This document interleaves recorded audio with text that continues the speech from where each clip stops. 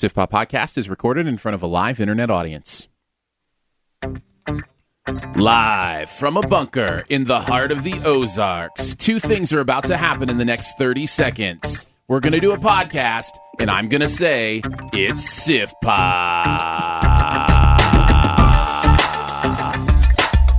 I thought you turned a little blue at the end of that one. You I held that one out. Yeah. Oh, no, you can't lose Aaron at the beginning of the podcast. Welcome to Siftpop. I can't do this on my own. We're streaming live on Mixlr every Friday afternoon or available to download later in your podcast feed, unless, of course, you're a patron. Patrons get perks. Patrons get those perks. I'm Aaron Dicer. I do reviews at yourmoviefriend.com. I'm also joined by Andrew Ormsby, who does Flick Freaks YouTube. Ahoy! And every week we'll be joined by a pop culture guru to chat about movies, television, whatever else from the pop culture universe is on our minds. Today's guru, it's Jack from the Horrible Movie Podcast. Woo! Thank you. Thank you, everybody. Thank you very much. We did it. Now, I will say, Jack, you've been on before, and Yes. Despite being from the Horrible Movie Podcast, we have had horrible movies, haven't we? We had Warcraft. You were on for Warcraft. That was pretty bad. And then it also Your opinion. transitioned onto our podcast. But again, well, we can talk about Warcraft later, I guess. We've already talked about it. Yeah. But I could see why someone would really like it. But it's also such a... It was I was just trying to It was get a so gauge. specific. I was trying to get a gauge for whether we should expect that we're going to have a horrible movie with Jack Reacher 2. It's or not... just have you because done a good movie with us? Oh, yeah, Jungle Book. Jungle Book. Yeah, That's 'cause right. I thought you it did was a good movie. unbelievable. Yeah, Like- Jungle Book was great. So weird. Like, so good that it was like, how's that possible? You know, like I did that with that movie where I'm like, I can't believe this is where we've come to with movies. So tell us a little bit about the Horrible Movie Podcast again. So what do you guys do? Okay, it's kind of a scattershot kind of deal where, I mean, normally we'll have a guest over and we'll watch a movie together, and I let the guest normally pick the movie. Now, you watch the movie before the podcast, though. Yeah. It's like you watch it during the podcast. No, we don't watch it during. We watch it before, Right. And then depending on how much time, because we're all super busy people, right? So Yeah. sometimes it's like, hey, you watch it, make sure you watch it, and then we'll get together on when we record, and we'll be able to talk about it, take some notes, and everything else. We just really, some people's bad movies are other people's great movies. One person's junk is another man's treasure. Absolutely, but then there are others that I think are I should obvious. say trash. Trash. Probably should say trash on It's that. got the tra. Trash. in it. Yeah. There are others. Talk about. Yeah, Got it. There are others that are just universally horrible. So, Yeah. Super Babies 2 is one that comes up to mind. Hey. My friend Andy came on and did that one, and he also picked Double Dragon, the movie, which we talked about last night. We were talking about video game movies, and that Double Dragon movie is bad. I'm sorry, but if You don't thought have to that was apologize to us. great, yeah, that thing's Well, we are absolutely glad to have you back, Jack. Glad to be It's here. always fun to have you on the show, and we're going to talk Jack Reacher 2. We're going to talk about the new HBO show Westworld together. And little spoiler alert, Jack's already saying it's amazing. So you got to hold on that, Jack. You're giving away the end. No, I thought you said Western World, the new Western shop in town. Right, that's what I was talking I got about. this whole Dude Ranch thing and these chaps that I'm wearing. Yeah. From No, there. you look Looking great. real good. Yeah. Thanks. Yeah, you look really good. Howdy, partner. We'll also do some buried treasure and a best ever challenge on best Tom Cruise movies ever. That's quite a group to pick from. Should be easy. I honestly will be surprised if any of us overlap on some of those. Since there's, You think we'll have a different three for our top I three? think All we will three have of a us? different three for. I would take that bet. There's got to be a crossover somewhere. Okay. He we'll was see. in the second Austin Powers movie, so Oh, that's true. That's a fair point. Yeah. we'll all pick that one. Before we get to any of that, though, Andrew's going to read us some pop culture headlines, and we're going to say if we care enough to talk about them, it's time for some Do We Care? Well, Jack, you said that you were on this show for the live-action remake of The Jungle Book. How about another live-action Disney film? Guy Ritchie, the maker of Lock, Stock, Two Smoking Barrels, Snatch, and the Sherlock Holmes movies, is making the live-action version of Aladdin. Oh, I thought you were going to say. Really? I thought you were Yes. going to say DuckTales, but Woo! No, Guy Ritchie's making Aladdin? live-action Aladdin. So, what are the possibilities that they're going to whitewash this movie to no end? I don't know. I don't think they will. No, I don't think they will either because I think they're learning their lesson. I heard the cast for what was it, the live action Mulan. They're already talking about going with all Why wouldn't you? non-white. I know, but I've always thought because that. they don't sometimes. There's some you know? producer's daughter that's like, I want to of be Egypt. that dad. Gods of Egypt. Yeah, exactly. Gosh. So Yeah. I definitely care about that. How do you guys feel in general about remaking these classic Disney animated films into live action movies? I thought it was just going to be, like a little cool thing that they were going to do, like, oh, here's a couple movies, but it looks like they're remaking every single one of them. Yeah, they're doing them all. And I don't like. Can't wait for Lilo and Stitch. Yeah. It's going to be an amazing live action film. It's going to be horrifying. That's going to movie. be horrifying. That will be horrifying. If they're good, with those I've found, like, if they're really good, they're good. And if they're not, it's like... But they've all been really good so far, haven't they? I don't know about that. Which one didn't you like? Cinderella. Oh, I loved Cinderella. The Angelina Jolie Maleficent movie. Both was not a big fan of her anyway. Nah, well, Maleficent wasn't great, but I didn't think it was awful. Cinderella was great, though. That's a phenomenal movie. Yeah, Cinderella was good. I remember that one now. I'm sorry. It was actually one of my top 10 of that year, I think. What? Yeah, I loved that movie. Did you see 10 movies? Okay. Now we're allowed to disagree, I suppose. Yeah. That's my thing. If they're good, then great. I don't have a philosophical, lean against it. Yeah. If you want to do it. Just make sure they're good movies and. Well, let's think about this. And Guy Ritchie has a very specific style when it comes to making his movies. Very fast actions, witty dialogue. Mm-hmm. Do you think that lends itself to an Aladdin movie? It can. Okay. See, here's the thing with... Yeah, Jafar's got to be really strong there. I mean, Yeah. I think it's all about casting. Like, I look at those and I think, if they cast it right, everything will be fine. And again, like you said, if it's whitewashed, then what's the... Well, come on, folks. What's the point? Yeah, that casting session for the flying carpet, they really need to make sure they get the right carpet in there. Good call. Yeah. You don't want some frayed carpet around the edges, or do you? Well, we can get A little bit of character. Carpet Barn in Springfield, Missouri. Dark That's where and you go. gritty right, Frank Miller. Yeah, that's right. Flying carpet. All right, what's next? What does Leonardo DiCaprio love more than his new Oscar? I don't know. Guess? What? The environment. Who else loves the environment? I'll give you a hint. He's a hero who's going to take pollution down to zero. No! Captain Planet? Leonardo DiCaprio This is real? is producing a live-action version of Captain Planet. Did I walk through a mirror or something? Like, this is real? This is really real. No, please, Leonardo, don't do this. He's not in it. As much as I want to see what Mati actually looks like in real person, obviously, but... Yeah. Are you kidding me? Can I be honest? I never watched Captain Planet. I watched it not a every single single second. day. I watched was it a every brutal- day. I've never seen it. I watched it. Captain Planet. He's our hero. Gonna take pollution down to zero. You guys aren't convincing me. Put asunder bad guys who like to loot and plunder. We're Wow. the Planeteers. Wow. I think we just end the show You at this can be point. one That too. was You know that was what? amazing. I think I just had a deja vu moment. Thanks. I think that there was a moment whenever I started singing the Captain Planet, and then you said, "I'm done with the show." That actually has happened before. But that is a Ted Turner, Jane Fonda creation. Like, Really? they were super in the 80s.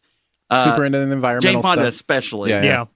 Ted Turner's Ted Turner's kind of a Trump type character where it's like, where's the money at? Where's the Uncle Scrooge monocle and the top hat? Anyway, back to DuckTales. What? Yeah. But anyway, that's a creation. They're beautiful creation of, hey, the planet's going to explode. So you feel like they're going to ruin it? You it's feel like ruined anyway. Like, okay. Let's not even go down that path. 'Cause Okay. Anyway, I'm gonna see. This Could Leo movie. play a role in it? Who would he play? I've never seen it, so I don't think he could be Captain Planet. That would just be He'd have to way be- too weird. I would don't want- you sell Leo short. He can do anything. He would have to get ripped. Henry Cavill. He could do it. Henry Can you Cavill imagine a could be ripped Leo. Captain There Planet. was a comedy skit of Don Cheadle as Captain America. Oh. Yeah, they're talking about it in the live chat. Are they really? Yeah, Oh, okay. as Captain Planet, I think is what they said. But Yeah, it's Captain Planet. It is hilarious. funny? It need is to look at so funny. Like, he goes like psychotic with like turning everything green. Like people, he turns them into plants and stuff. He's like, I've done it. I've made the world green again. I liked it, but like I like how the beauty of that show was any oil spillage whatsoever. He's just like, oh no, it's like his kryptonite. Oil Yeah, spills, pollution is Captain Planet's kryptonite. everything. Yeah, wow, But when our powers combine, gosh, keep our Earth, keep our wind, water. fluorocarbons down. yes. All right, what's next? Number 3, this is the big one. Nintendo has shown off their new console coming March 2017. The console is called the Nintendo Switch and has the capability to change from a standard TV console to a handheld console with a single click. Yeah, it has blown my children's minds. Has it really? Yeah, they watched the little, was it like a 3-minute promo they released yesterday? The reveal promo. And through the whole thing, they were just like, their little minds just kept getting blown over and over again. And so it's so amazing how Nintendo can think outside of the box, and just zig when everybody else is zagging. Mm-hmm. I think at least to their detriment sometimes. Sometimes to their detriment. Absolutely. That's the way it works, right? Yeah. But I think this, at least initially, is going to be a huge hit. Like, we're out of the gate. It should be. Out of the gate, I think people are going to really glom onto this. I don't think it's going to be a hit like the Wii, because literally nothing has ever been a hit like the Wii was. No, that was crazy. Well, it had Wii Music, is why. So. Yeah. But I honestly think that this is going to sell very well. They haven't released any specs for it, so there are things that There's a lot still to know about it. So battery life, whenever that thing is handheld, I got to know that. Yeah. How sturdy is it and reliable? And whenever those things break, because I guarantee you those little handheld dongles are going to break or get lost. How much does it cost to replace them? Yeah. All that stuff is really important. I think price point is going to be... Price point is the big one. I think they got to keep it under $300. I don't think they will, though. I would not be surprised if they do $399. Yeah. And that's just too much. A lot of money. They're going to have to future-proof this thing because... Yeah. Well, Xbox has Project Scorpio coming out, which is going to change the way consoles are made. That's coming out. Why do you say that? Well, I guess I don't know. Well, Project Scorpio, Microsoft right now is going to make a console that can outperform most high-end PCs when it comes to gaming. Yeah. And they're going to try and sell it at a price point of an average console. So they might take a loss on it, or they might break even, but Microsoft's one of those companies where they have vaults within vaults of money. Weird. But that's what I'm talking about. Like with, Xbox and Sony, they're like, just like killing themselves trying to get 4K and, advanced stuff. And Nintendo's like, you guys go ahead and go after that ring. We're going to try to do something new with the way people play games. One thing, though, and Andrew and I were talking about this before we started, like, one thing on that trailer, that video for the Switch, they're playing Skyrim on there. Yeah. Which, for me... Third-party developers. That's huge. Like, I think for Nintendo, for stabilizing their part of whatever market that is, for now, and then get your future stuff going on, but you've got to be able to play ball with some other people to get and it looks going. like they've got a good list. Right. I know Ubisoft was really on board with it. Yeah. So, and Bethesda, obviously. So it sounds like they're going to... Another thing is I'm curious about backwards compatibility with this thing. Yeah. So questions like this, are the little Switch controllers that you pop off your controller and onto the portable unit, are they motion sensitive? Like, could you play Wii Bowling with them? Could you well, that'd be those kind of things? That'd be very interesting. Is it a touch screen? The thing that you take along with you or not. They haven't talked anything about that. No. So there's just a lot of different things. And it comes out in March, right? Yep. Yeah. That's March. Crazy. Yeah, there's a lot that's still to be told on that. But yeah, I think a $299 price point, that thing will sell out of the roof. What was the last Nintendo console you guys owned? Do you know? Yeah, I've owned every Nintendo console. Have you really? The regular Wii. My son is 6 and he plays the Wii, like the regular Wii. Mine was the NES. Wow, really? You haven't owned a Nintendo console since the original? During the real console wars, I'm talking the real console wars, this whole thing with Sony and Xbox, that's just child's play. The real console war between Sega and Nintendo. Yeah. I was a Sega kid. And then I went to the PS1, and then I've been an Xbox guy ever since. Yeah. So my favorite Nintendo console is the N64, actually, because there's N64 is great. There were several games on there that were kind of like, wow, this is awesome. And GoldenEye is one of the greatest games. Well, of all they had time, no load time. It was a cartridge, so it was kind of higher. It was that's the other thing with this. No discs on this new system either. It's all cartridge or digital download. I'm guessing mostly digital download. That's another question. Look like a little graphics, like what is the SD card? SD card, yeah, just like a little SD card. What is the storage space on this unit? How many games will you be able to actually store on there when you take it with you? Or is the storage space in the base unit? Oh, you buy individual games. It's like Tiger. Like remember the Tiger toys? Remember this? Yeah.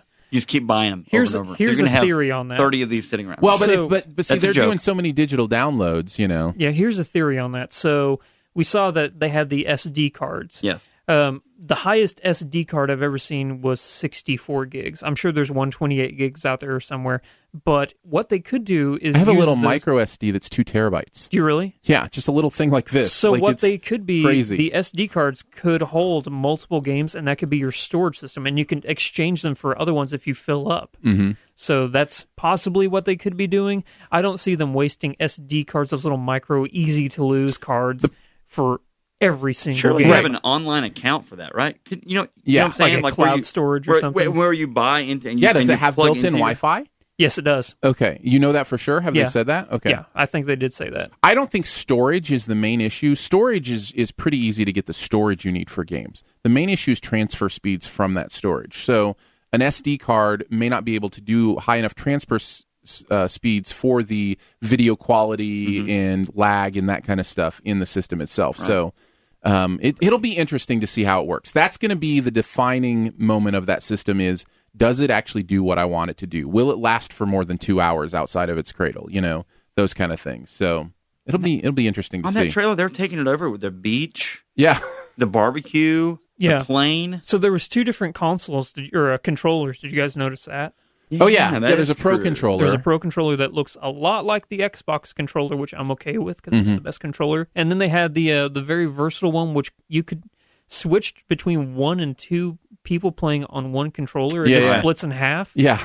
So that's what we're talking about. Easy to lose stuff. Yeah. But it looks like a lot of fun. And it looked like if somebody else has their Switch with them and you've got your Switch, that they'll just link up and you can play 4 players on something with 2 screens. Yeah. Or they had a team that looked like they were playing together with like 6 of them. Didn't Samsung who won that championship? I was wondering on that video, who won the championship that day?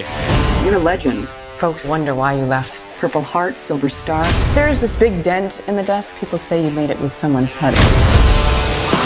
Jack Reacher for Major Turner. Major Turner's been arrested. On what charge? Espionage. He's been set up. Jack Reacher 2. Tom Cruise is back as the ex-military man, and this time he's doing stuff. He didn't want to go back, and they told him never can we go start back. Here? Can we start here?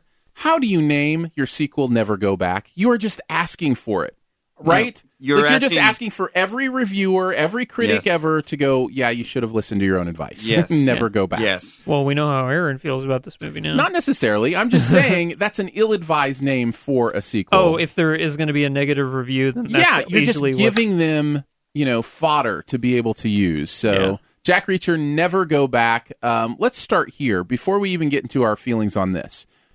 Did you see the original Jack Reacher? Yes, and it was good. You enjoyed the original Jack Reacher? The original one was I actually really like the original Jack Reacher. I thought it was a lot of fun. I've never seen the first Jack Reacher. Okay. I kind of wanted to come into this wondering, is this possible that this could be a standalone movie? No, that's great. Without you have a perspective that we don't have. I'm going to keep my opinion until after bed, I think. All right, here we go. So let's just start with the overall. Did you like it, love it, it was okay, didn't like it, or did you hate it? Andrew. I don't want to say I hated it, but I really didn't like it. Really didn't like it. Really didn't like it. Jack? I came into this knowing that this would be awesome. I knew that this movie would be unbelievable.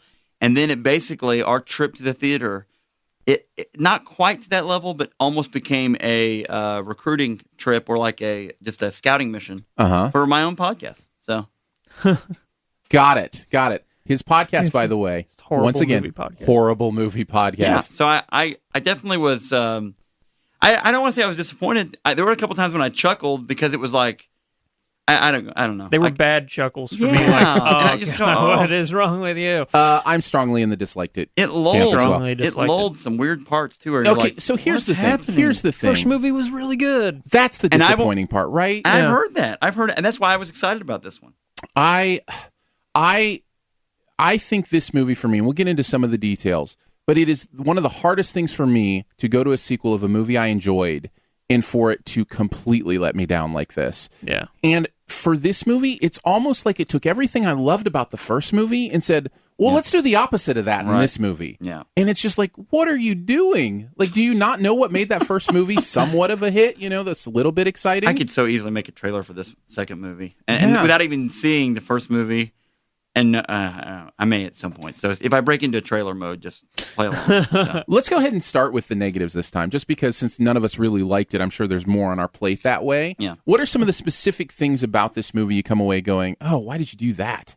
I was able to, just using context clues and having any intelligence at all, was able to figure out that Jack Reacher, again, I haven't seen the first one, Jack Reacher is this kind of lone wolf type character. He plays by his own rules. Right. And then they saddled him down yes! with what they saddled him down with. Yeah. Can I talk about that? We're not spoiling Well, anything, we're not right? spoiling anything, but I mean, I don't think this is a spoiler to say that Kobe Smulders is in this movie. Which I was excited about. I don't know that I was excited she was in the movie, but she's never struck me as, a negative part of a film, And maybe really. that's what it was. I was like, if you're going to include a person in that sort of role, that's the type of person that might be able to pull this off.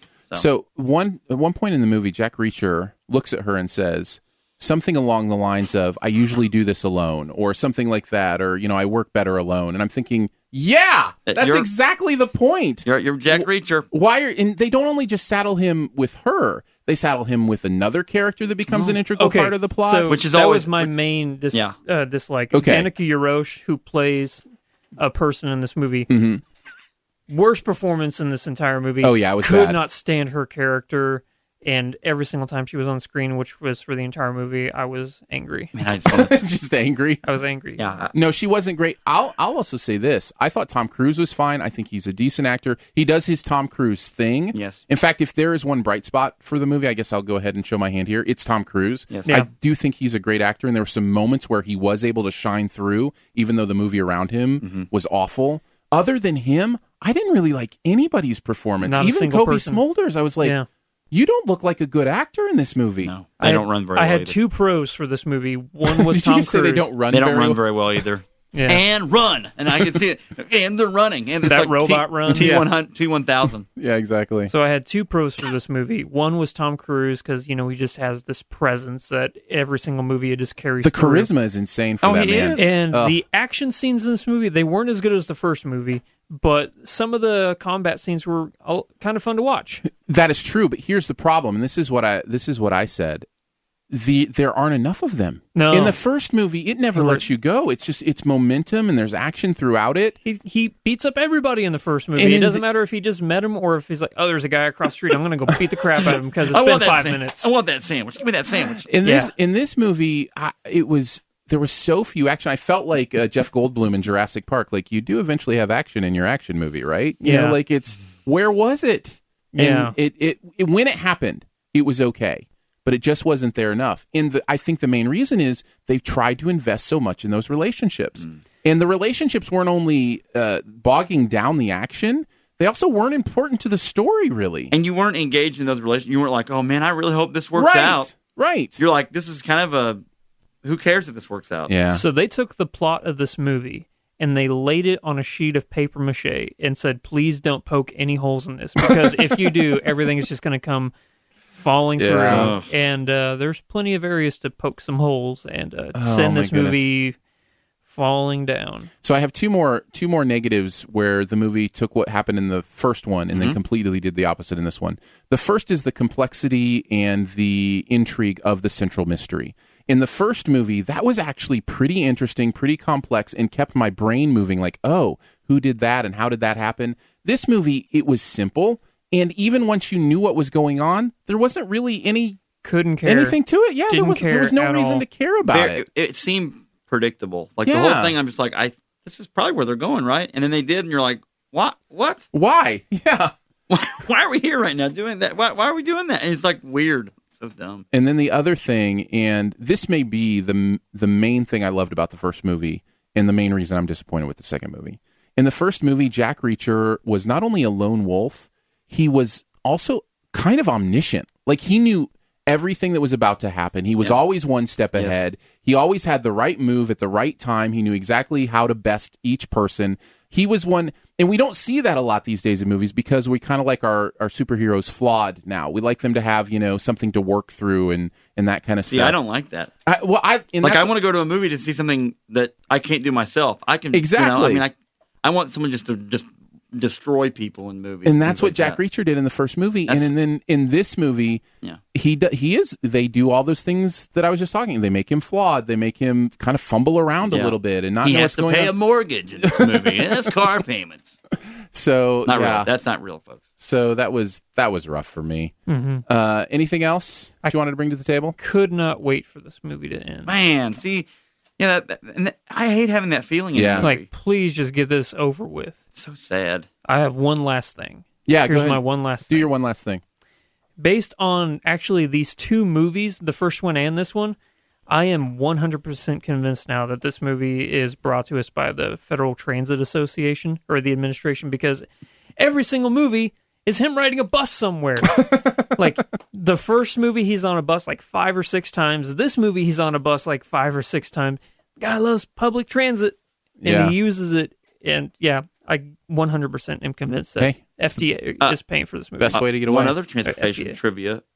What car company apparently bought the branding rights for this thing? Did you guys notice? Oh, what's the the company with the trident? It's Think about the van they were in.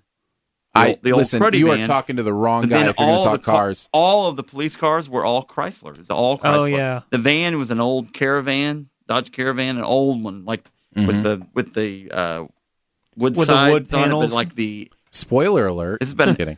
about an 85 or so, and then We had one of all the those. cars were Chrysler. So Did you ever have a wood panel van? No, I thought you meant a caravan. I was like, we still have and one of that's those. why I think I knew that. So No, a wood panel van. yeah, but you don't we have used to have one of those. yeah, you don't have that one. The only car I remember that we had that was notable, we had one of those cars that would talk to you.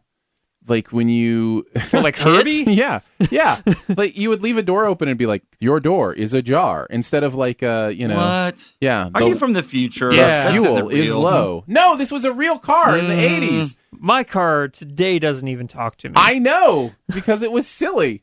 What car was it? I don't remember, but maybe New Yorker? Maybe Chrysler Oh, New Yorker? Chrysler? Was it Chitty Chitty Bang Bang? It was. A Dynasty or And my dad The Dynasty? was Dick Van Dyke. What? All right. Do you have one more thing about the movie, Jack? Anything else you wanted to mention? I was disappointed. I really was disappointed. And I expected nonstop action because I'd heard about the first one being nonstop action. Yeah. And then when we were driving home, producer Phil kind of told me, well, he didn't really spoil it for me because he's really good about not spoiling things like that. But he's like, he kind of gave me the outline of a couple things. And then I was like, well, that sounds so much better than that. Why don't you just stick to that? I would highly recommend you go watch the first movie. I was like, you're going to say this one. I'm like, what are you doing? No. Oh, the first one's good. My one more With thing Werner is... Herzog was in that. That's right. He was playing Werner Herzog, basically. Yeah. Okay, I lied. One last thing. So I haven't even done my one last thing yet. Okay, Why do you get a second one last thing? Two last because things. then it won't be my last thing. All right, fine. Go ahead. Okay, so Robert Knepper, who plays Theodore Bagwell in Prison Break, he's in this movie as well. Yeah. He has the Werner Herzog character in this. He's supposed to be the top of the chain villain in this. No, zero purpose to his character. Completely bland. Yeah, Yeah. completely bland. It was mainly about the other operative. That was supposed to be the big controversy and, the conflict between him and Jack Reacher because, they're both very well versed in combat. They know like all the secret spy stuff. And we'll get into it in the spoilers. Yeah, but I even just their didn't- final conflict was lame. yeah. Very, very It lame. was so bad. Okay, Aaron, one last thing. Well, I don't want to do one now since you did too. Oh, I'm a pout.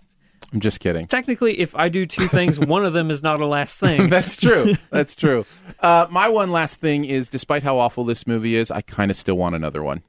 There's something in me that's like, you can recapture what it was that made that first one fun. And I came away from that first one loving the Jack Reacher character so much. And to come out of this one and be so disappointed, I don't want it to end this way. Like, I want you to bring back the character I loved. And They'll there's make plenty one. of source material. they'll make another one. How many books are there? I don't remember how many, but there's a lot of Jack Reacher books. So I know they've got, source material they can dig into. But even how bad this is, I still kind of want another one. Because So they'll that's my up the one ante more. in the third one. I hope so. Can I ask you a question on that? Yeah. Are you excited for the Jack Reacher character or the Tom Cruise aspect of it? Because you don't think that he can capture that in like a dark, gritty Mission Impossible movie? Well, of course, but I want my Ethan Hunt and my Jack Reacher. I want them both. Okay. In this world, you can be whoever you want. Are you real? Well, if you can't tell, does it matter? Well, let's switch from movies to television and go into the new HBO series Westworld, based on a Michael Crichton property. He wrote the book and directed there was the a movie. book, and he actually directed and wrote the movie. The movie as With well. Yul Brynner. And so this is an expansion of that universe, a universe where people can go to an amusement park where there are, let's just say, robots, artificial intelligence. Synthetics, yeah. Yeah, that play these different Western characters. And so people can go and experience their version of what the Wild West was and all the debauchery that is involved there. Yes. They're welcome to participate. It's a movie that speaks a lot about video games in some ways. It's kind of the Grand Theft Auto Yeah, it is. idea of little side missions. And yeah, everything what else, you know, Or would closer you- to Red Dead, which is another Rockstar property. But Sure, yeah, sure. Right, yeah. So the moral dilemma being, would you do this stuff in a video game that you wouldn't do in real life, and is that okay? And what if it's even more real like this, and it feels real? So it covers that as well as the sci-fi aspects. A lot of different things there. Lots of great actors. You've got Anthony Hopkins. Boy, lots. I can't even. Ed Harris, James Marsden, Those are the three big ones. It's Jeffrey Wright, Jimmy Simpson. Is it Rachel Evan Wood? Evan Rachel Wood. Evan Rachel Wood. And Tia Rossi, I forget her name, but she's remarkable in this as well. So- Rossi. And you mentioned Ed Harris, who is always phenomenal. The Man in Black. And then who else did you mention right off the bat? Jimmy Simpson. No. James Marsden. Yeah. He is one of my favorite underrated actors right now. I think he does good stuff. Always gets every movie he's ever been. He always gets the shaft. He's like, Yeah. you know what I'm saying? Like Yeah. someone else gets his girl. Sad or, guy Marsden. Yeah, sad guy Marsden. I mean, Poor- if he's poor Cyclops, Marsden. if he's Lois Lane's husband or whatever. I mean, No it's like, man has been that handsome and has had that much bad luck. it's weird. So- now, he does get Cinderella. You talk about Cinderella, isn't he in Cinderella? I believe he is. Yes. he does get the girl in that one. Well, Correct? spoiler alert. Yeah. If you haven't folks, if you don't know about Cinderella, then welcome to Earth. Your first day here. What are we through? 4? 3. I think I've seen 4. Then you're in the future. Am I? Okay. I think we're 3. I think Okay. we're at 3. We're 3 in. Yeah. Okay. I think. Here's how I want this question answered. So, can we do theories moving forward, or is that Absolutely. in spoilers? No. I was going to say, actually, if you don't want spoilers, this may be a little treacherous because with television, it's so much harder. And considering we're only 3 episodes in. And we're Yeah. only 3 episodes in, so it's not like we're going to give away something from the end of season 1 or something. But we kind of gave the general synopsis of what the show is kind of about. so I think we'll just try to avoid overt those moments in the show that were Yeah. huge. Right. But yeah, I think theories are fine. I think I have 2 theories for this show. so. Yeah, let's hold on the theories and let's talk Sure. about the quality of the show first. Okay. Are you enjoying it, Jack? What do you it's- think?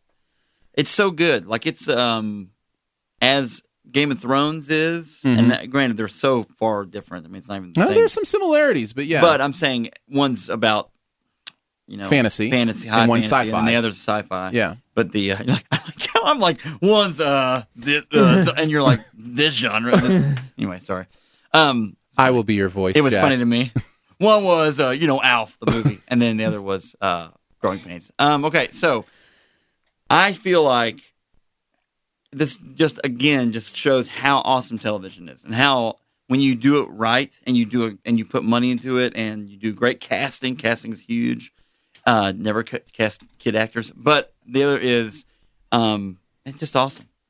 The visuals of it, it's crazy. I think for me, Great story too, man. the story is really interesting, and I think for me, I love a fully realized universe where Yeah, you that was feel one of like mine. where you feel like they understand this world so well, and they do because Yes. you've got Abrams producing, Yes. you've got Nolan producing. Well, yeah. And then not Chris Jonathan- Nolan, but Jonathan Nolan's writing it, his Yeah, brother, yeah. who wrote all the Dark Knight movies. He wrote Inception, So- he wrote Interstellar. Yeah. so He you wrote some movies. Yeah. they've had meetings where they have laid out the details of this universe Huge, and how yeah. it works. Absolutely. And you can feel that on the screen. And I love that. And one of the reasons I love that is because you don't get distracted by a lot of confusing things or nonsense. There's always going to be something where you go, well, would that really work that way? And that's going to happen every once in a while with anything. Yeah. But for the most part, it's a very consistent universe, and that really appeals to me.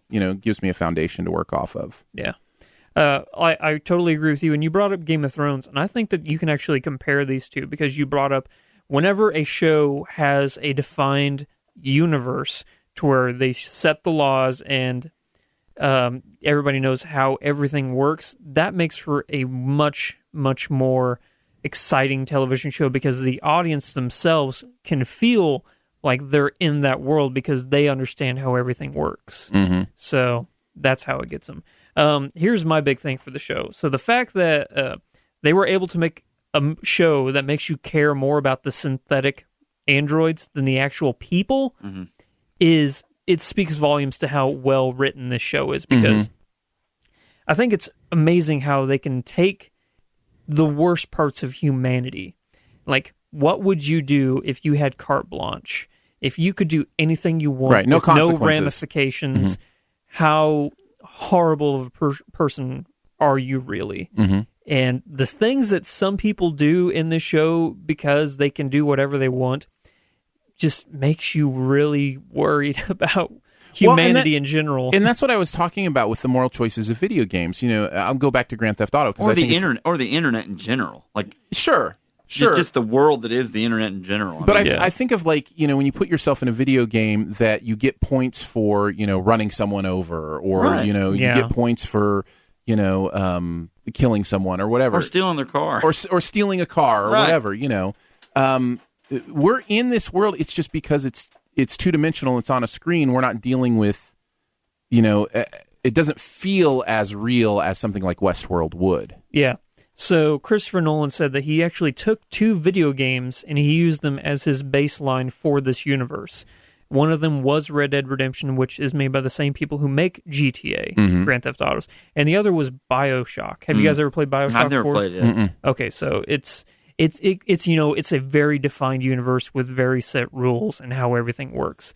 So you can definitely feel that in this show and how everything is set to perfection on how it's supposed to go. It feels like an open-ended video game, and those aren't necessarily. I don't even enjoy those games. In fact, I don't. I like those games. What are those called? See, I don't even know. Open world. Open world. Yeah. The open world games where you kind of choose. Like, I want to know what my objective is. Levels. I want levels. I do. I want to scroll left to right. I want to jump over the the little turtles and get to the flag. And I like some of those games with levels, but man, like Skyrim, it's probably of all the games I've ever played, it's probably my favorite game where it's just like it's so open world and it's you can play it forever and change characters and play that character, hold a whole different scenario with those characters.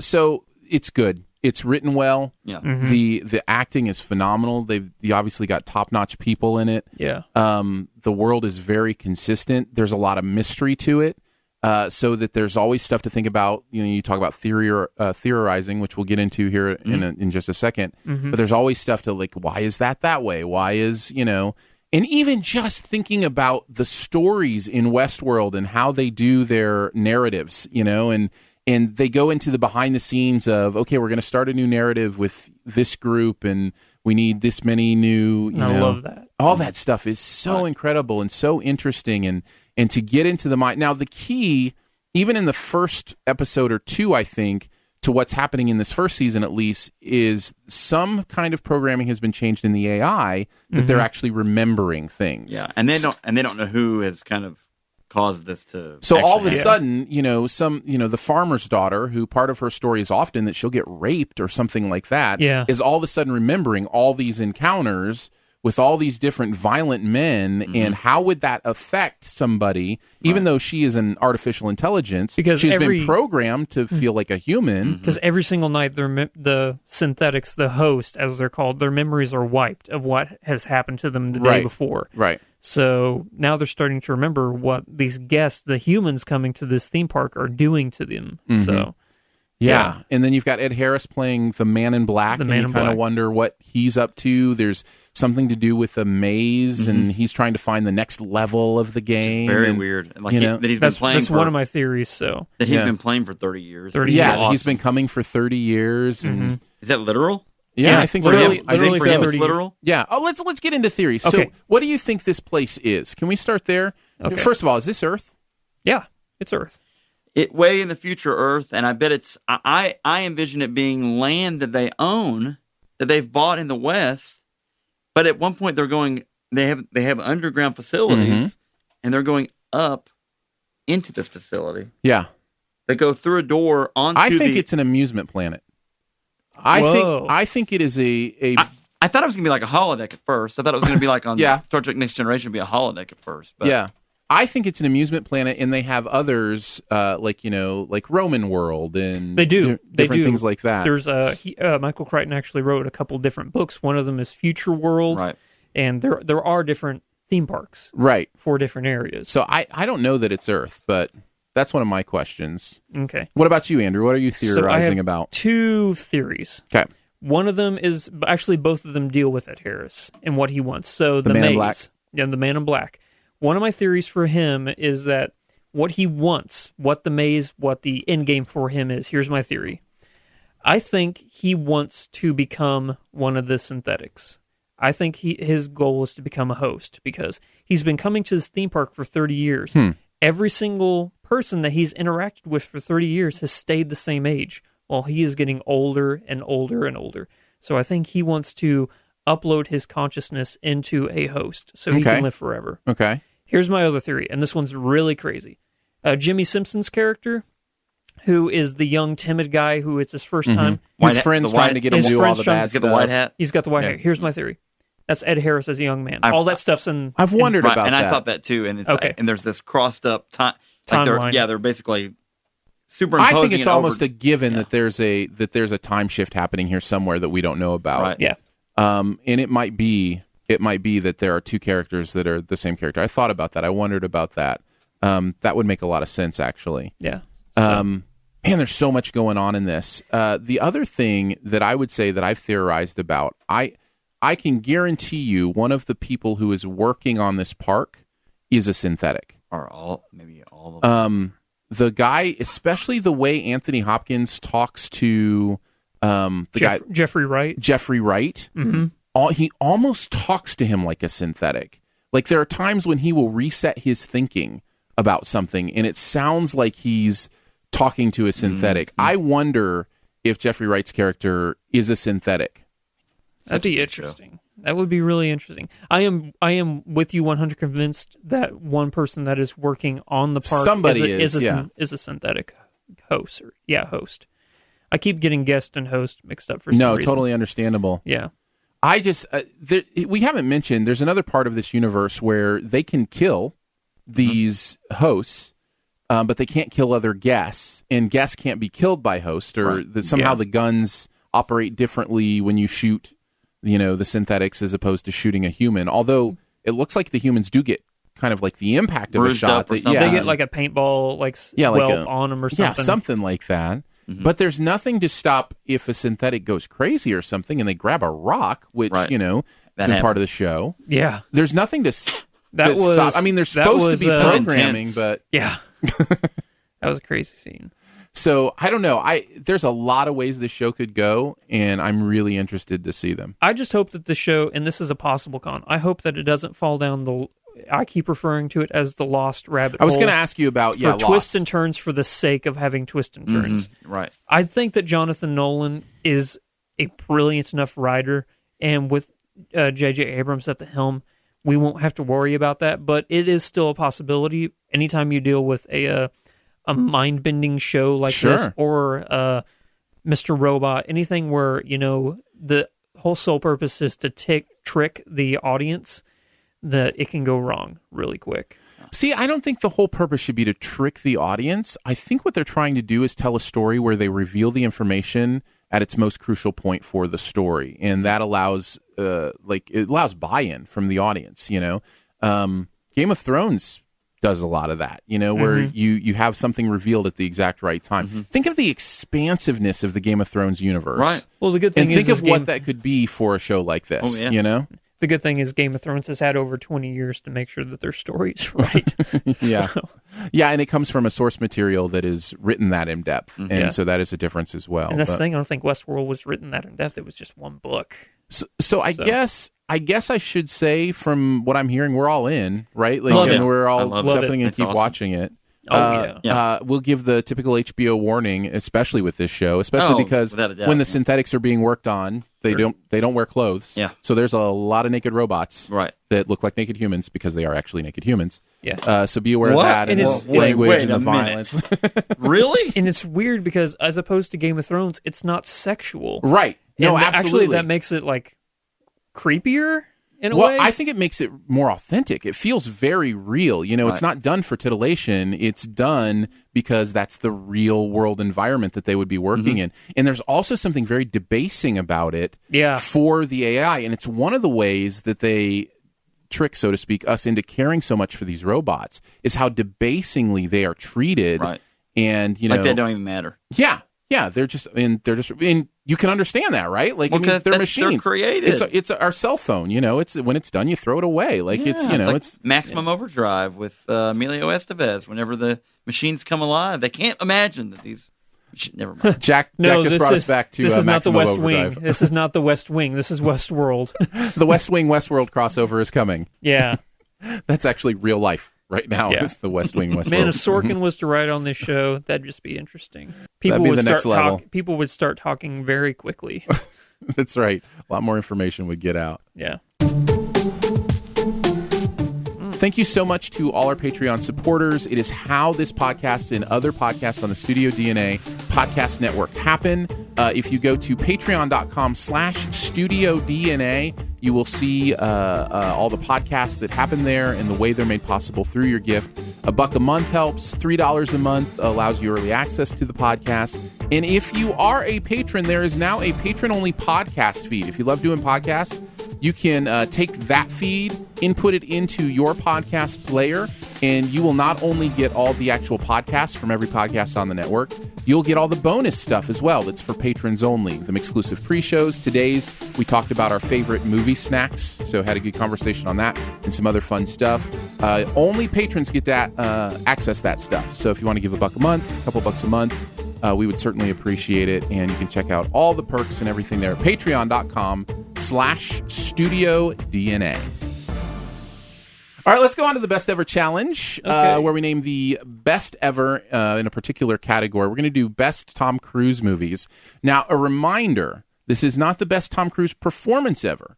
They're the best movies ever that Tom Cruise is in. So we'll go number 3 to number 1. We'll do some honorable mentions after we're done. We're going to have a lot of honorable mentions. Andrew has already guessed that we will all have different top 3.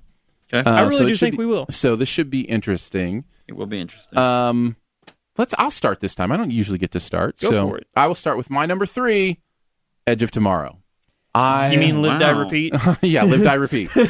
I loved Edge of Tomorrow.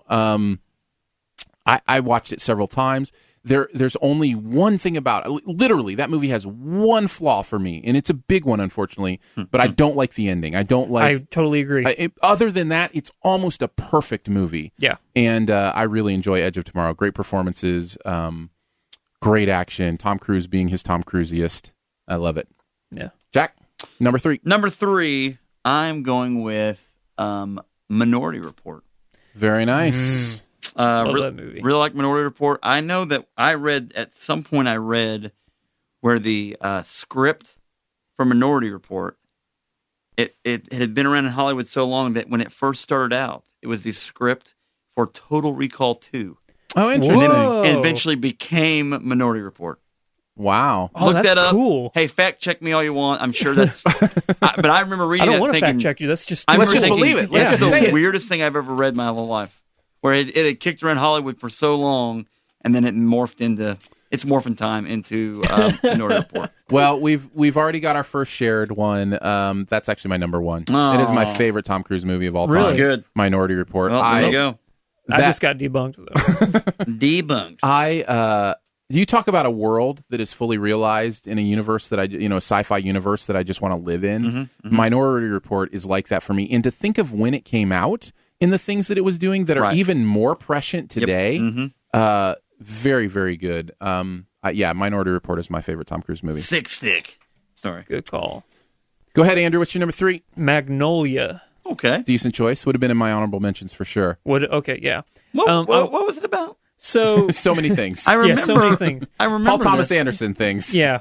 It's one of those movies. Did you ever see Crash? It's one of those movies where there's so many different stories that they all get intertwined and webbed together. It's In one weird of those. ways in In Magnolia a weird too. PTA way, Yeah.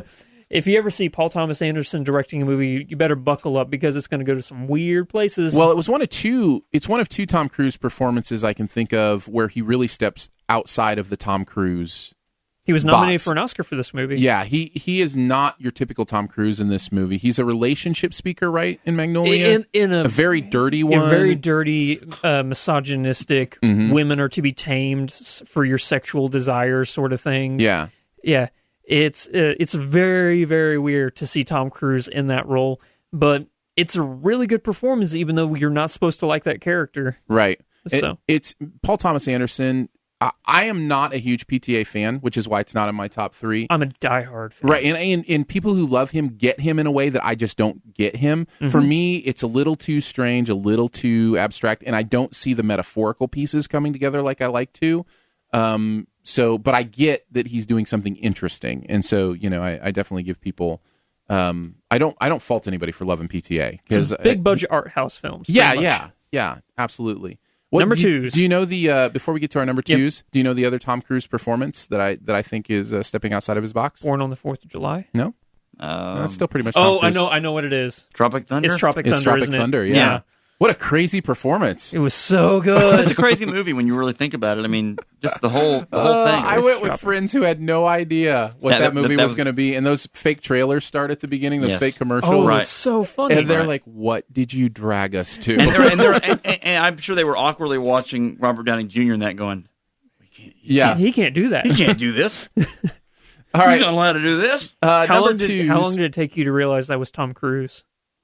I knew right away. Oh, I didn't. It took me I was like, I know that guy from somewhere. Oh, Who is- nice. And it took me a That's long fun. time to realize it was That's him. fun. Yep, number twos. My number 2 is A Few Good Men. One of Can't handle truth. one of the best written movies of all time. Sorkin. I'm a huge Sorkin fan and absolutely love.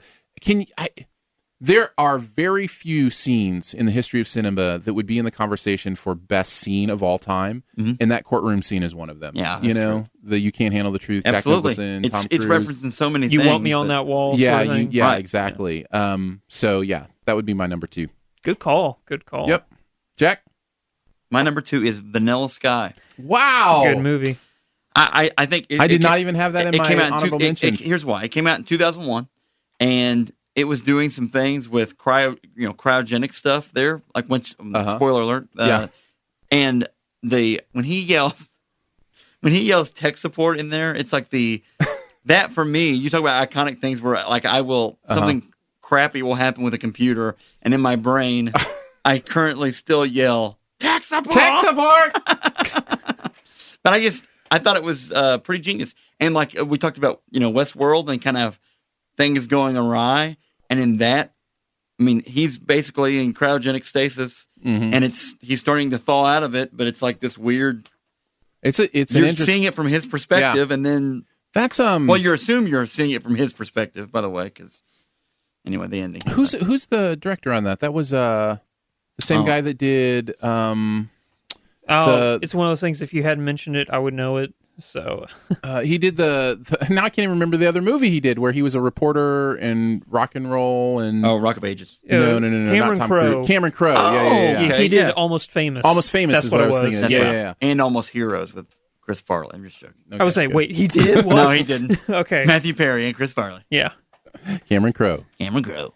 Almost Famous. Number 2, Yeah, number 2. Last Samurai. Really? Yeah. It is one of my favorite movies of all time. Cool. And this is one of those times we were mentioning it doesn't have to be a good Tom Cruise performance. Right. Because really, it's Ken Watanabe who steals that enough. entire movie. And I've always been fascinated with Japanese culture, and I know it's ironic to have Tom Cruise in a movie called The Last Samurai, but I think that the world building in that and just really immersing you in the samurai culture and just Japanese culture in general about honor and tradition and family was one of the most beautiful stories I've ever told. And you have Hans Zimmer scoring one of the most beautiful soundtracks of all time. Cool. So Very cool. Well, I already gave my number one. It was Minority Report. So, Jack? Mission Impossible 3. The third one. Here's why. J.J. Abrams directed it. It's a great movie. And he saved it from, I don't know, a dumpster fire, basically. For me, Basically, the second one. I hated the second Yeah, one. but he made it. This is why Jack Reacher should come back. Yeah, Just and I give think it he to will. J.J. Abrams. He'll save it. When all else fails, J.J. Abrams is there to help you. That's right. But anyway, that one, Mission Impossible 3, by far my favorite Mission Impossible movie. Even better than is the fourth one where he scales the Ghost Protocol? where he's scaling up the side of the yeah. where am I? In Dubai. In Dubai. Yeah. I almost said Tibet.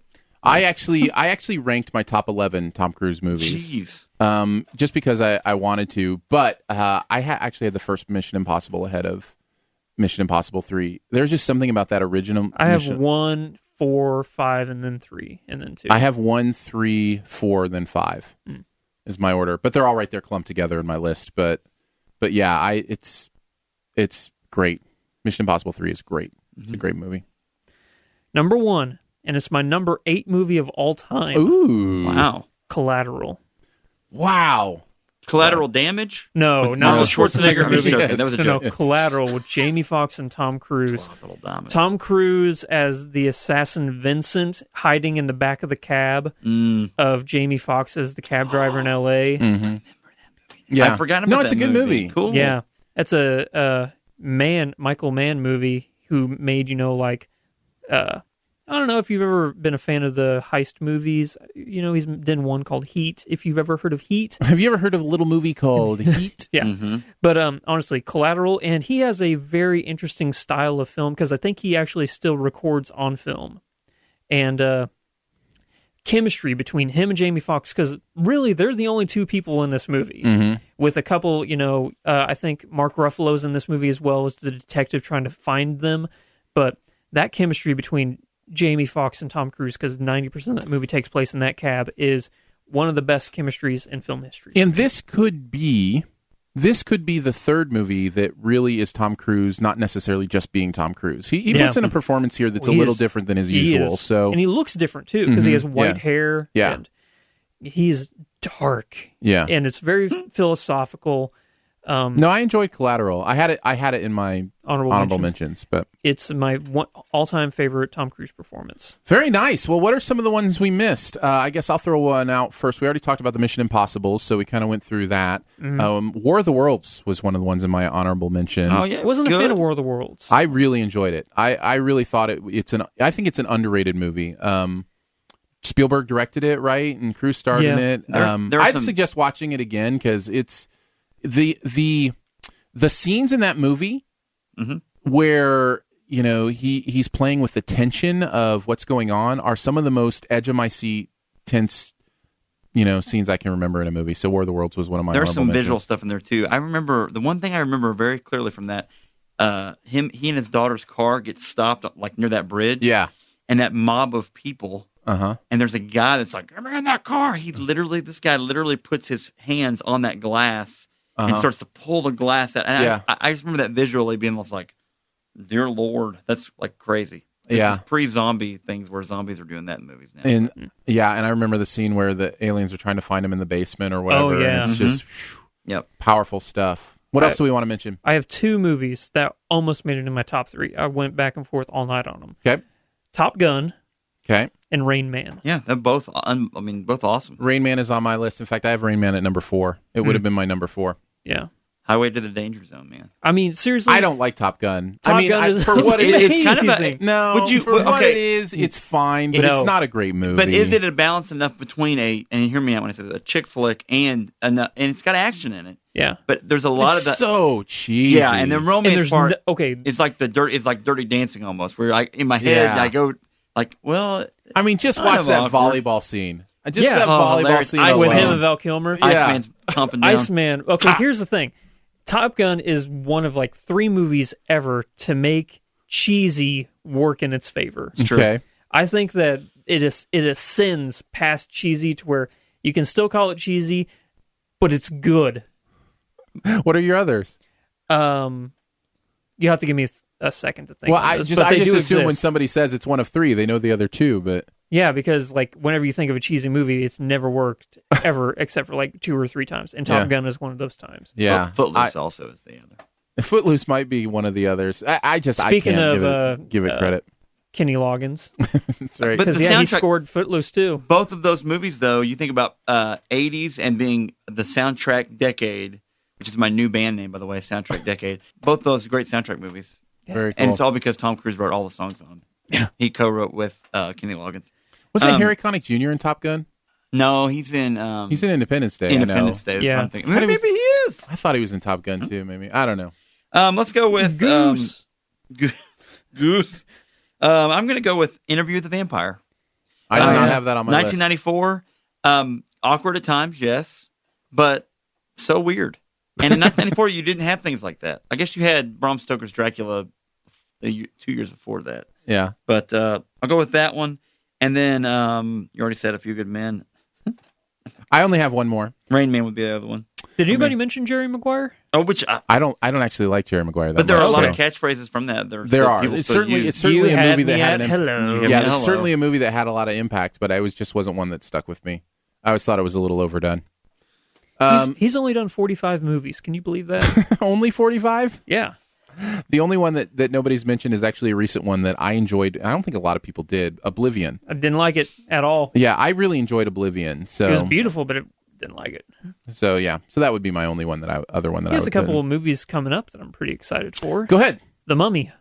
The remaking The Mummy. Is like they're remaking like the same So world, or just they're doing a new you mummy know how they're type doing movie? the whole cinematic universe thing right now? Yeah. They're redoing cinematic universes for classic horror films. They're remaking like Frankenstein, the Mummy, Dracula, The Mummy, Creature from the Black Lagoon. They're redoing all Abbott of and those. Costello, yeah, all that stuff. Abbott Costello, yeah.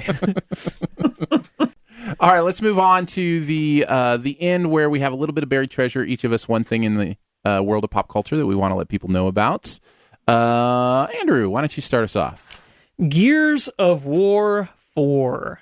Is it out? Is it just brand new and It's out? out. You can tell how much into video games I am. Yeah. Is that Just- a video game? It came out a week ago, and I wanted to, play a fair amount of it before I, gave a final review on it. It's Is definitely that where you do repair on tanks? Uh-huh. The gears? Yep, that's actually you do. But yeah, Gears of War. They're making the movie coming out in a couple years. It's one of my favorite game franchises of all time, and it's a new studio that's making these games now. So that's why I was that's a little interesting. hesitant because they were a first party, or I guess you could call them a second party developer for Microsoft. They only made them for Xbox, but now they're a first party developer called Coalition, and all they do now is make Gears of War games. Sort of like how 343 only makes Halo games now. Mm-hmm. It used to be Bungie, but Bungie said we want to make more than Halo. But this game introduced Horde mode. So if you ever played Horde mode before in a video game, have you? Oh, I don't even know what you're talking about. Okay, so Horde mode is like Zombies. waves on enemies coming at you. Okay. And they get progressively harder and harder. Okay. They invented that. Gotcha. And Call the of Duty Horde does a little mode, bit too. yeah, with the zombie mode and stuff like that. But they got that from Gears. I feel like I've experienced that in TD Bloons 5. Yeah. Mm-hmm. So the story in this, I didn't know how I was going to feel about it because it takes place in the future and it doesn't really deal with the original cast of characters. But I enjoy this new cast. The Cool. Horde mode is brilliant. Multiplayer is So you're great. liking it? I'm really liking it, and if you have an Xbox, I can't recommend it enough. It's probably my number one Xbox game of the year. Very cool. What do you got, Mr. Well, Jack? this is the school time crunch for me, so my late night watching is normally when I get things done as far as watching things, and I think it's an Amazon Prime show. Okay. The Man in the High Castle. Have you guys ever seen it? Yeah, I watched season 1. Okay, here's the thing: is I heard about it like a year ago. Yeah, it's been out for a while. Okay, and then I went back and I've forgotten about it, and I've been watching through the first season, and I love it. You liking it? I like alt history. Sure. There's something really interesting about that. Just the concept of the idea being that that Germany won the war, right? And so, what does North America look like? Yes, if Germany won the war and split it with crazy. Japan, it's unbelievable. Yeah. And so, I think I'm 7 episodes into it, but that's kind of what I've been. I like the alt history stuff in it. I just don't know that the plot stuff is pulling me along. Pacing is a little slow. I will say that, and I came to that conclusion too. You know how in the but they've got a season 2 coming out here pretty soon. In Phantom Menace, you're like, why am I watching this space bureaucratic the Space Senate? Why am I watching the Space Senate? There's a point where I'm starting to feel that way about this. We'll see what happens. Yeah, there is some of that. I'm hoping that ramps up, and they have to go on some mission to go and find. So I've never seen the show, but Hitler's I've heard wife so much about it. Do you think it's worth checking out with all the other shows out there? No, see, that's the thing. There's so much to watch. Yeah, there's a lot of clutter. So. That I don't know that I would recommend it unless you really, really dig the alt history kind of stuff. Then thinking about that stuff is interesting, but I don't know that there's enough of a story to go along with it yet, in my opinion. I felt like the first 3 or 4 episodes are pretty strong. And then, I agree. And so it's almost like if you just wanted to go watch like 2 episodes of it, then you'd be like, oh, this is kind of good. But then you might get pulled into it doesn't something feel you like don't want to have to goes anywhere fun after that or interesting. And that's the issue. We've got to resolve something. Hopefully, the second season's coming out at some point. And part of it's that Lost factor that you talk. They're trying to build this mystery into it and maybe you're not there yet, but this mystery of the man in the high castle and the films and everything else, and where that even come from. And is there a literal man in the high castle? Just nobody knows who he is. Kind of, maybe, sort of. Oh, okay. Spoilers. I don't know. And there are these films in there that show this other ending to the war. So there's like alt history in their alt history. Yes. So maybe it's and so no one knows where those films came from, and so they're trying to piece that together. They're going to have to have some big reveal to keep people around. Yeah, I think so too. Okay. Mine is also something that's been around for a while that I've heard people tell me about, and I finally got around to watching it, and am so glad I did. It is one of the most amazing TV shows I've ever watched in my entire life. It is Black Mirror. Either of you guys check out Black Mirror? I've watched the first episode of it, I think. So basically, it's just it's an anthology series, so every episode is completely different. You don't need to watch one to watch another. And every episode is just a beautiful look into what the future might be like with Twilight Zone twists in it, and there's some darkness to it that's really interesting. Oh, that pilot episode's hard to watch. The pilot episode, is difficult to watch, but man, it's interesting. I haven't had a show cause this much thought in my brain in a long time. Like the moral quandaries, the technological, like, oh wow, what would that world be like if that's how it ends up being. So there's only 2 seasons. Actually, the 3rd season released today. I think there's 7 or 6 episodes total. In the first 2 seasons, there's 3 episodes in each season, and they're on Netflix, correct? They're on Netflix. Right? Yeah. The thing is, it's a BBC show, so each episode is like 2 hours long. I don't think so. I think they're about an hour. Are you okay? I'm not sure, but I remember thinking, it's not like Sherlock, because they didn't seem like they were 90 minutes or 2 hours. Yeah. But I think they're all just as long as they need to be.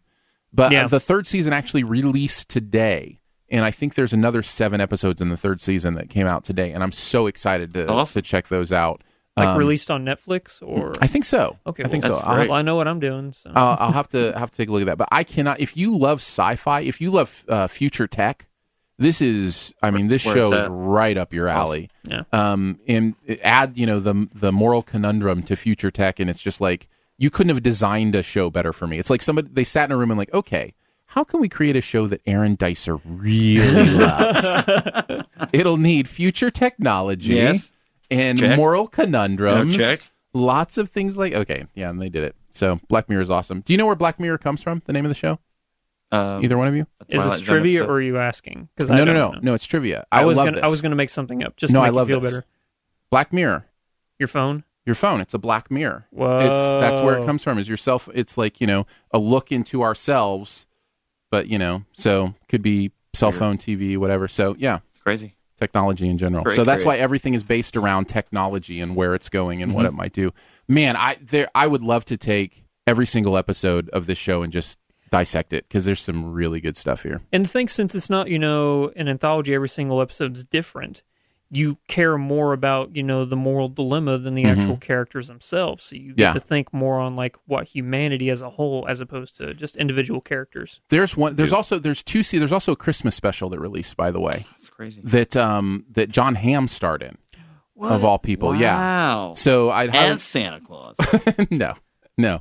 But that one was really interesting too. There's one, I'm just going to mention this one that goes into the idea of what it would be like if you had access to everything you saw, like you recorded everything you saw over the course of every day. So you had access to memory and you could just put it up on your TV and show other people, where you were, that kind of stuff. And the ramifications of that in this one couple's life, it's mind-blowing. It's such good stuff. I can't recommend it enough. Sounds like Google Glass. That scenario. It is, but it's that's the thing. It's realistic. Like, it could happen. That's the thing. This stuff in these shows actually could happen in the future, and so it gets really interesting in that way, I think. Thanks so much for joining us today for Siftpop. It is part of the Studio DNA podcast network. You can find out more about other live and later shows on the network by following the feed at mixlr.com/Studio DNA. That's Mixlr, MIXLR.com/Studio DNA. That's also where you can listen live. Huge thanks again to today's guru. It's Jack from the Horrible Movie Podcast. Thank you. What do you want to plug, Jack? Every week we do a horrible movie. You do 2 podcasts every week, right? You do a little we do mini a Tuesday episode. It's like a mini episode. We talk about an actor that's in that movie or whatever, and it's normally just it could be, that episode could be 10 minutes long, it could be 25 minutes long. It's just like we just kind of riff on random stuff. I normally sing a song or two, and then that's actually true. And then Friday episode is talk about whatever horror movie it is. Sometimes we'll talk about top 10 lists of good things. So it's not always just talking about horrible movies, but that's kind of the gist. A man cannot live on horrible movies alone, or you will die a slow. I think that's somewhere in the Bible.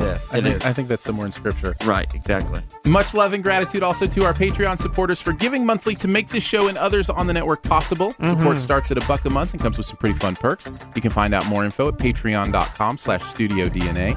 Also, please rate and comment at your podcast player of preference, especially if it's iTunes. iTunes uses that information to promote the show, and it'd be awesome for you to leave a comment. Could give us a huge boost there. Anything else you want to say or ideas for the show, feel free to email us at feedback@siftpop.com. That's right, a new email address. feedback@siftpop.com.